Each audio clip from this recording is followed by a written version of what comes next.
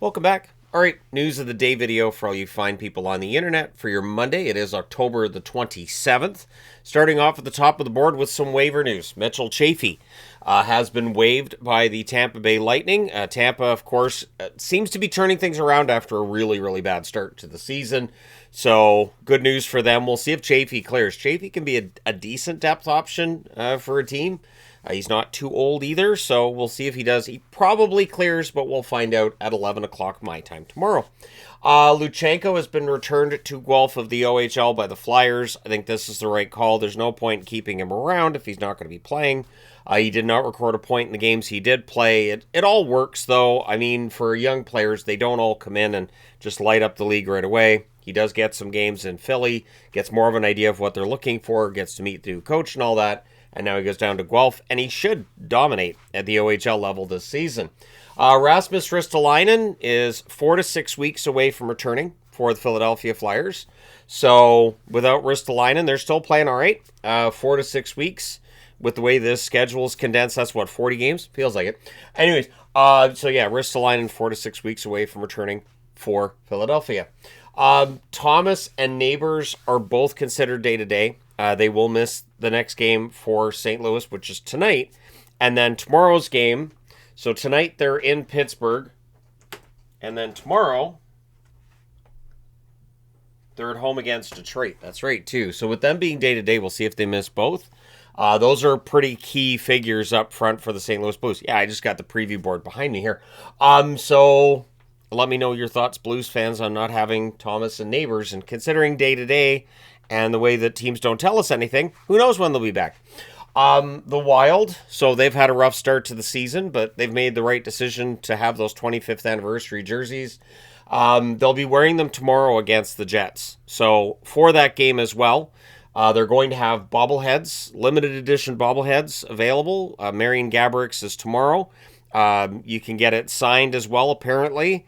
So each time that they wear these at home, it will also involve a bobblehead of one of those pioneers for the Minnesota Wild back when the team joined the National Hockey League. So that's kind of a nice touch. And those 25th anniversary jerseys are gorgeous. I don't have one because the NHL Shop Canada only has like the Fanatics breakaways, which I'm not a big fan of. The premium ones I have to order from the States. And it's a hefty price ordering it from the States, and then, the customs and everything. So, no. But yeah, so there are definitely some jerseys this year I'm probably just not going to end up getting. And that's okay. When I look at some of the prices for them, I'm like, you know what, I'm good. A premium jersey, which is the same quality as like the Adidas I've always got, with the name on the back, $321. Nah, I'm not paying $1,000 for 3 jerseys. It's not happening.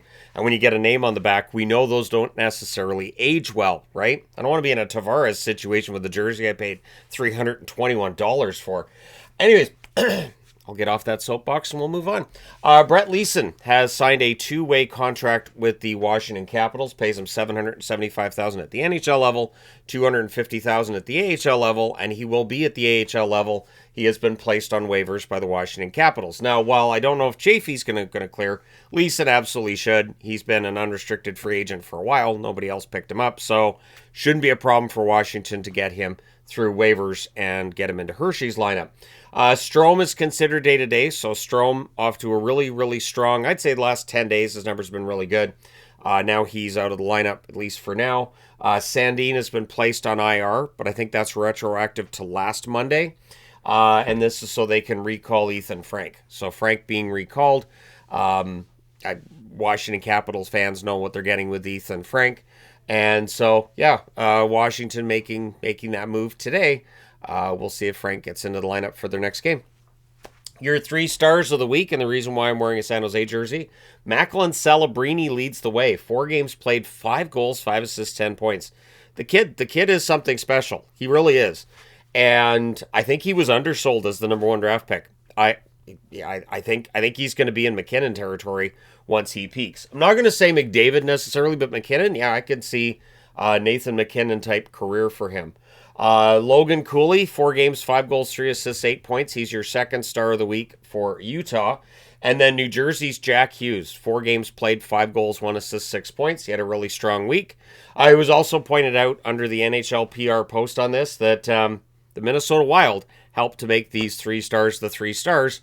I know that in the case of Utah and San Jose, they racked up points over Minnesota. So Minnesota, in their own way, gets into the 3 stars as well. So the Florida Panthers continue to deal with a lot of injuries. I know that will break the hearts of 31 fan bases. But at any rate, Marchand is going to be out of the lineup tomorrow. Apparently, he's dealing with something personal. It's listed as a personal reason. So hopefully everything's okay in Marchand's part of the world. But either way, hopefully he's not out for that long either. That's a really tough one because of Florida's forwards, Marchand has been their most consistent and their most dangerous. So they're just going to have to step up in his absence. Gadjevich, dealing with an upper body injury. He's been very good for Florida early in the season as well. And he's out at least a week, according to Paul Maurice. This has led to Florida recalling Noah Gregor from the AHL. So a lot of injury issues around the National Hockey League.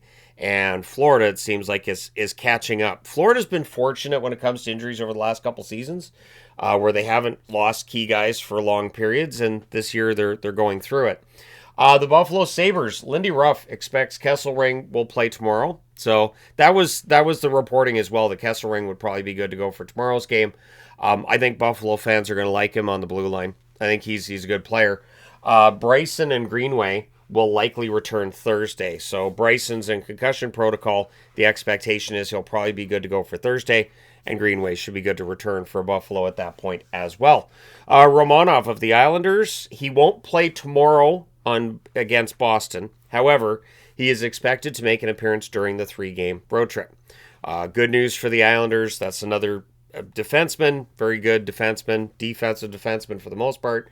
Shabanov on the other side of things will not play during the road trip. So Shabanov, who I think has been pretty good in his early season showings for the New York Islanders. It takes a while for a lot of guys to get used to playing on this side of the pond. But Shabanov not going to be playing during the road trip, but getting Romanov back should absolutely help the Islanders. Tristan Nielsen, an AHL player, generally an AHL player, signs a 2-year deal with Colorado. Nice of Colorado to give him a 2-year deal. He had been on an AHL contract with the Colorado Eagles. It's a shame he wasn't in Abbey. Man, they could use that forward depth a little bit in Abbey right now.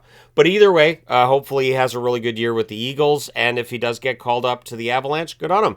I do like those players that plug along at the AHL level and don't make millions and millions and millions of dollars, and they take the exact same risks as the guys who are making millions and millions and millions of dollars. The Vancouver Canucks, who have had injury issues of their own, Kudratsev has been recalled. I haven't seen anything about Hronek yet. I do have some concerns with Hronek from last night, just from the way he got up and the way he was holding his arm. And by holding, I mean just it was kind of, when your shoulder gets hurt and you're like, I don't want to move it. That's what that looked like. So Kudratsev's been recalled, and Labate has been returned to Abbotsford. Kudratsev's a good defenseman, depth defenseman basically.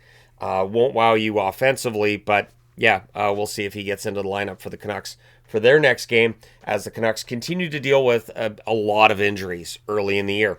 So let me know your thoughts in the comment section below regarding any of the items on the board. Hit like and subscribe in the event you may not have done so already. Thank you guys so much for all your support. It's greatly appreciated. I will talk to you again soon.